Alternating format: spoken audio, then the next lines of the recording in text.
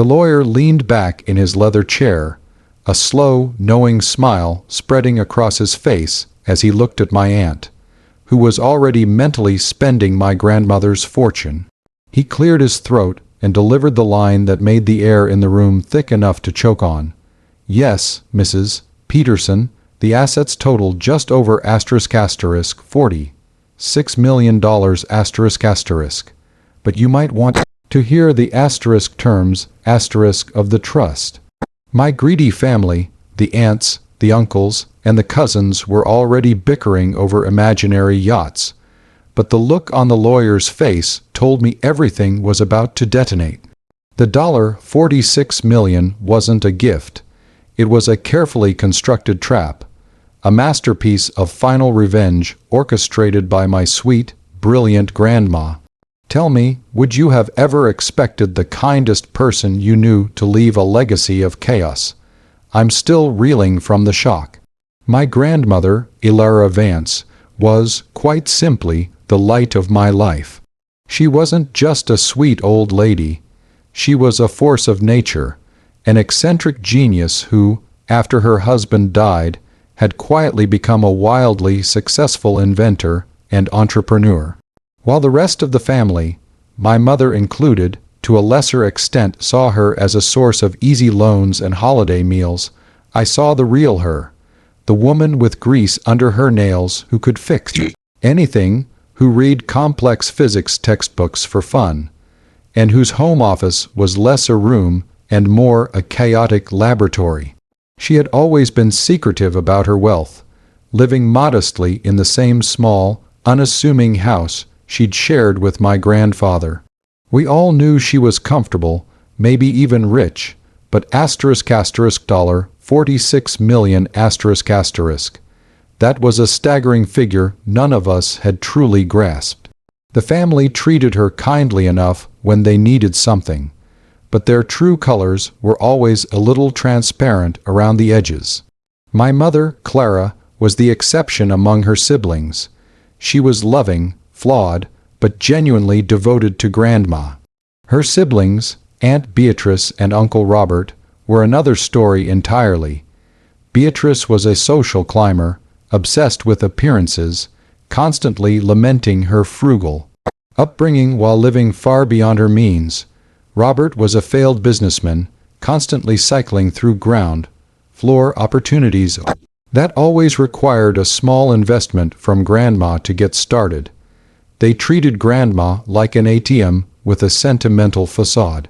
Every visit was a thinly veiled financial pitch. I was the only one who visited just to talk, to listen to her stories about her patents, things like specialized industrial filtration systems and complex, modular building materials that she'd developed and licensed over decades. I didn't know then that those patents were worth more than an entire city block. When Grandma passed away peacefully last month at the age of 88, the grief was real, but it was quickly overshadowed by a disgusting anticipation. Beatrice and Robert descended like vultures, their fake tears drying up as soon as the funeral was over. They didn't even pretend to be discreet. Their conversations shifted immediately to estate matters, the house, the liquid assets. My mother and I tried to maintain a sense of solemn respect, but even Mom was starting to look slightly anxious about the looming financial confrontation. I was simply sad, remembering how Grandma used to let me tinker in her garage, teaching me about circuits and gears, always telling me that *** true wealth wasn't in the bank, but in the mind. ***. Will reading was set for a gloomy Tuesday afternoon at the office of Mr. Thomas Sterling, Grandma's longtime attorney. The entire extended family was there. Aunt Beatrice and her two impeccably dressed but dull children, Uncle Robert and his perpetually suspicious wife, and my mother and me, sitting quietly. The atmosphere was poisonous, a mix of fake sympathy, barely contained rivalry, and sheer, palpable greed. Mr. Sterling, a man with the calm demeanor of a seasoned conductor, began reading the preliminary documents, listing off various small bequests, furniture, jewelry, specific sentimental items distributed fairly. Then he dropped the number, $46 million. A hush fell over the room, followed by a collective, sharp intake of breath. That's when Beatrice leaned forward, her eyes glittering. Mr. Sterling calmly confirmed the amount, the result of decades of wise investment and the licensing of her patents. Then came the moment of truth. My mother and I assumed the money would be split 3 ways, perhaps with a slight favor towards Mom, as she had been the most dedicated caregiver. Beatrice and Robert certainly assumed the bulk would be theirs, but Grandma, in her genius, had predicted all of this.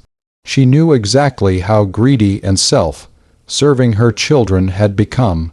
Mr. Sterling began reading the final clause of the Vance Family Trust, and the smile that had been plastered on Beatrice's face slowly dissolved into a look of absolute horror. The structure of the trust was complex and meticulously designed to exploit their worst flaws. The entire $46 million was to be held in a single trust account, managed by Mr. Sterling. The 3 children, Clara, Beatrice, and Robert, were named co-beneficiaries. They would, eventually, split the entire amount equally, receiving $33 million each. The catch. It wasn't simple.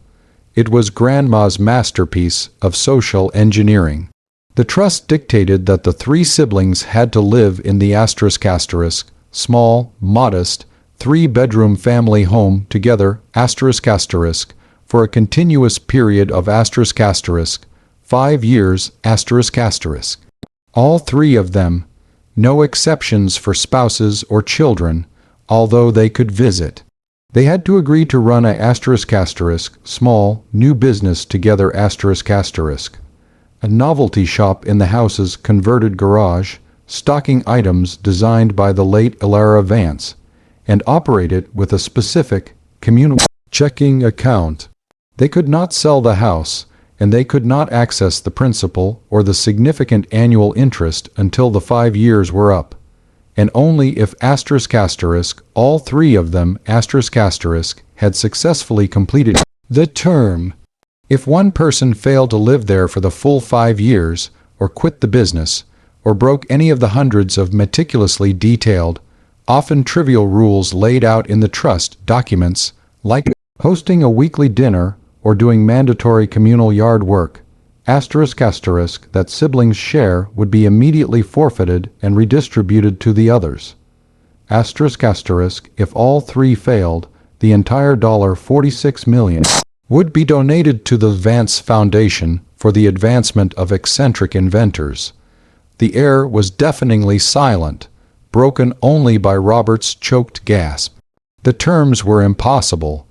Beatrice, who lived in a sprawling mansion and hosted gala events, living in a 3-bedroom house with her brother and sister for 5 years, running a novelty shop.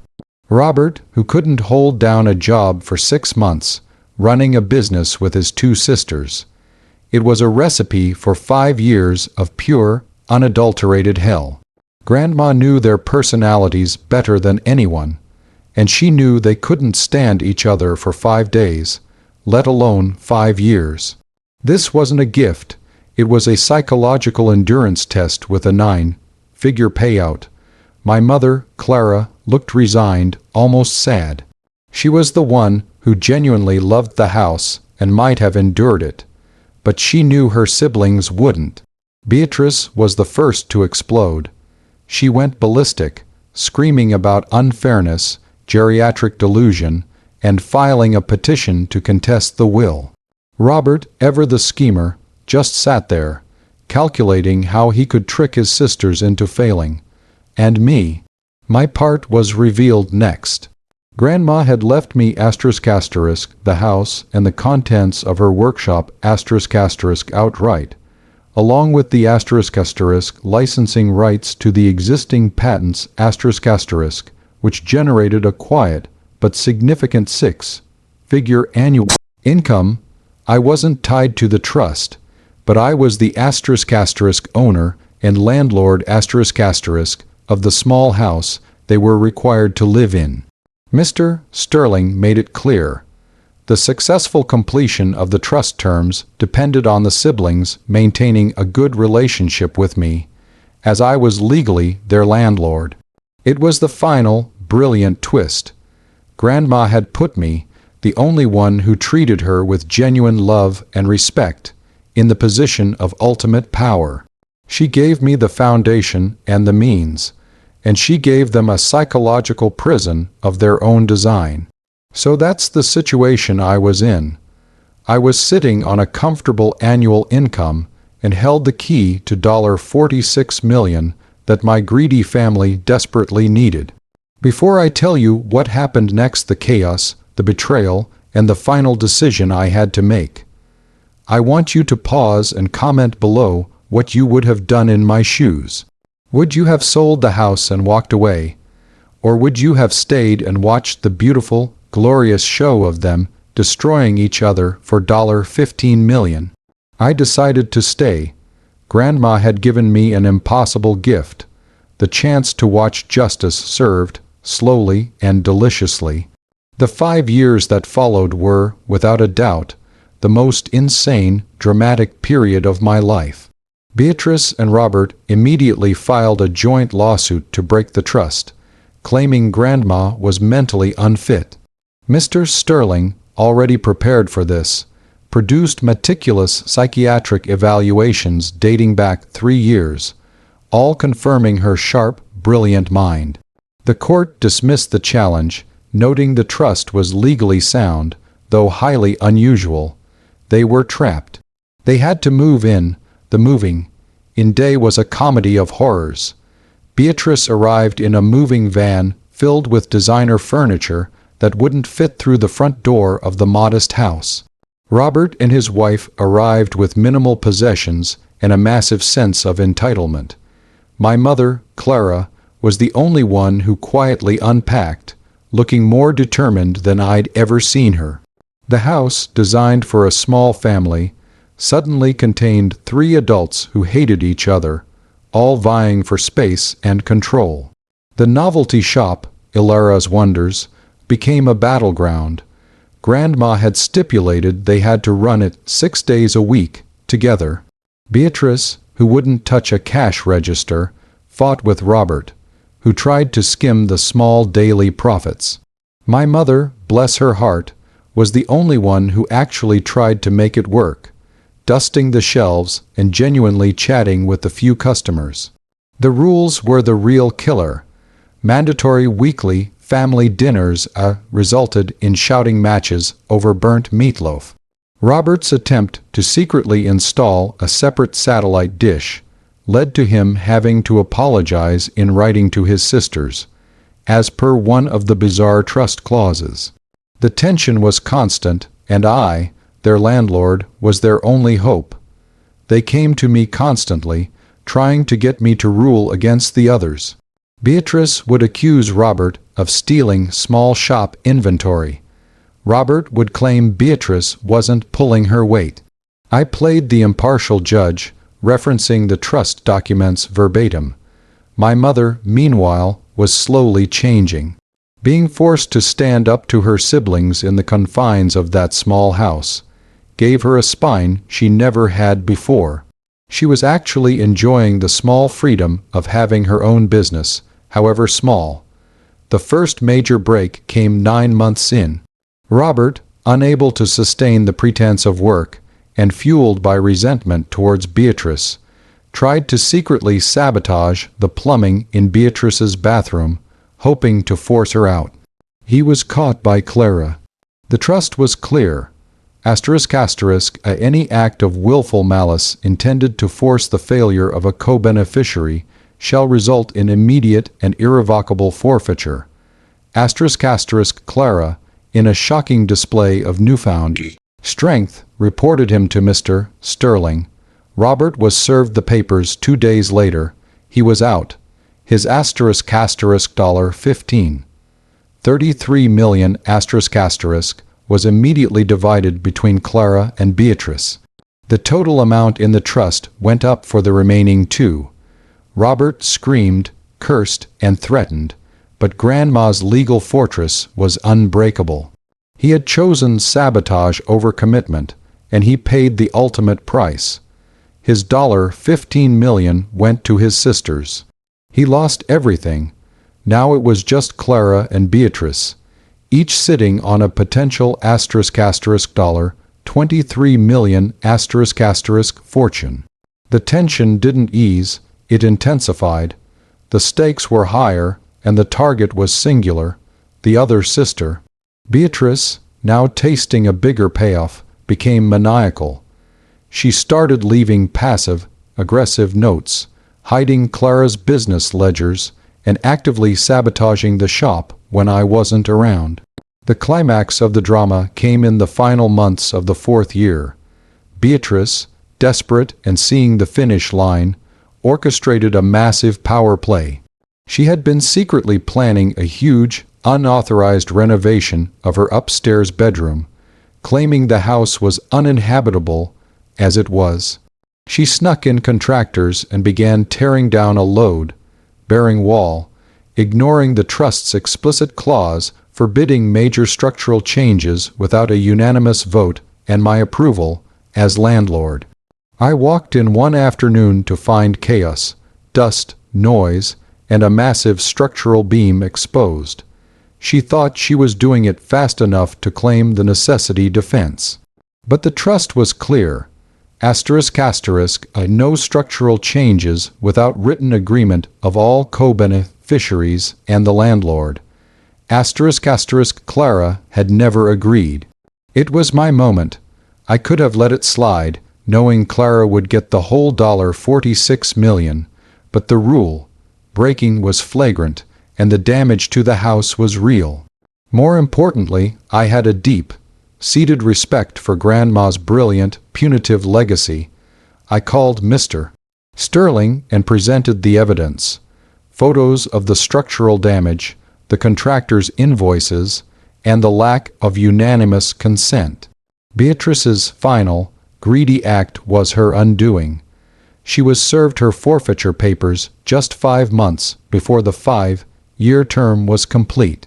She lost her $23 million, all because she couldn't tolerate a slightly smaller bedroom for a few more months. Her greed was her downfall, perfectly predicted by Grandma. That left one person, my mother, Clara. She completed the 5 years alone, quietly running the novelty shop, which, ironically, became quite successful as a local curiosity. On the 5-year anniversary, Mr. Sterling transferred the entire $46 million now slightly more with interest, to her. She had endured the hell, maintained her integrity and the house, and emerged as the sole beneficiary. She wept when she got the news, but they were tears of triumph, not sadness. She had won the money, but more importantly, she had won her independence and her self-respect. She immediately sold the house back to me for a symbolic $1 and set up a generous foundation in her mother's name. She was finally free. I don't regret my role in enforcing Grandma's revenge one bit. She wasn't cruel, she was brilliant. She engineered a test of character, not a distribution of wealth. She knew the only way her children would ever be forced to examine their own greed was if the stakes were impossibly high. She gave me the tools to watch the show, and I did. I got a wonderful home, a growing side business from the patents, and the satisfaction of knowing that the kindest woman I ever knew was also the most ruthless when it came to moral justice. The $46 million wasn't the prize. The priceless lesson was. My grandmother taught us that some fortunes are only worth having if you have the character to earn them, and that greed always has a price tag. Like this video if you think Grandma's revenge was absolutely brilliant and perfectly deserved, and subscribe for more stories of justice. Share your final thoughts on which of the three siblings deserved their fate the most in the comments section below. I'll see you all in the next story.